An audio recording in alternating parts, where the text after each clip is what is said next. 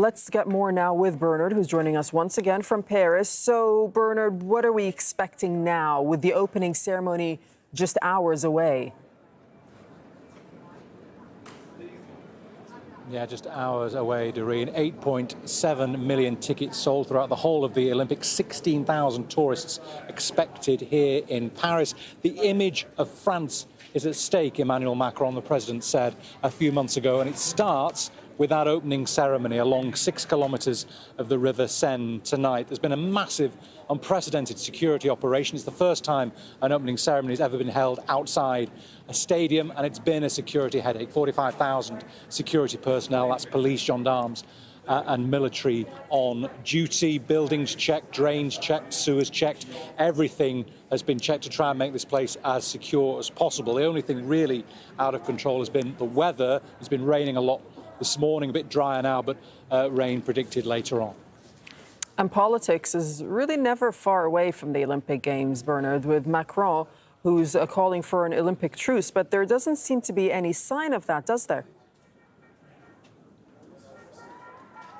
No, it comes against a very turbulent global backdrop at the moment. We have not only Israel's war in Gaza, but also the continuing of Russia's war in Ukraine. Macron had called for this Olympic truce, and the UN General Assembly passed a resolution calling for the same last November, but it's not happened. The war, Israel's war on Gaza, continues. Russia continues to take territory from Ukraine, and there have been complaints, particularly from countries in the global south, of double standards because Russian and Belarusian athletes are not taking part under their country's flags. Russia and Belarus banned from the Games because of Ukraine, but Israel hasn't been banned. Israel sending 88 athletes here. The Palestinian Olympic Committee said the Israelis should be banned because of the war in Gaza, but they've been invited here, and they will have the most intense security around them of any of the Olympic teams participating. All right, Bernard, we'll check back with you a little later. Thank you for the time being for that reporting from Paris.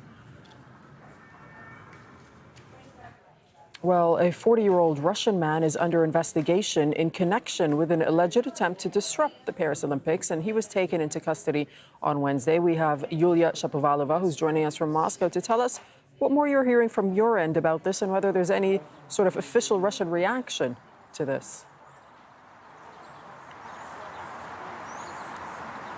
Well, yes, indeed. Many are now looking for a Russian trace in that case in connection with the arrest of that failed Russian agent, so to speak, who allegedly was recruited by the FSB.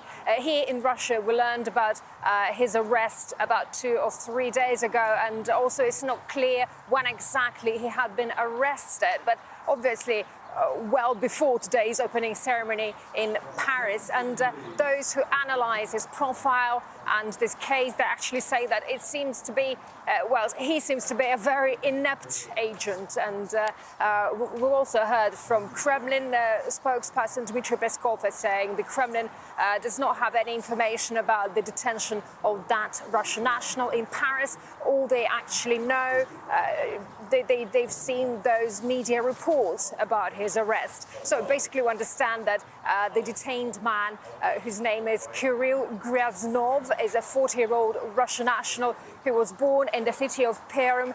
He enjoyed some sort of glamorous lifestyle and worked as a chef in Paris and a number of French resorts. He was a culinary blogger as well, and back in May he was supposed to go to Paris with a transfer in Turkey, but he got so drunk that in Istanbul he was not allowed to board the plane and it was blacklisted there.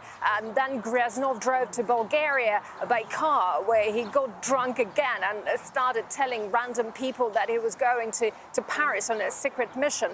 So, and later reporting on that arrest of Kirill Gryaznov, the Paris prosecutor's office said that they had found evidence indicating that he had been a member of Russian special services, and Gryaznov was charged with espionage and now faces a prison sentence. So basically we're looking forward to hearing more from the French prosecutors as well as from the Russian side. Okay, Yulia, thank you for that reporting from Moscow.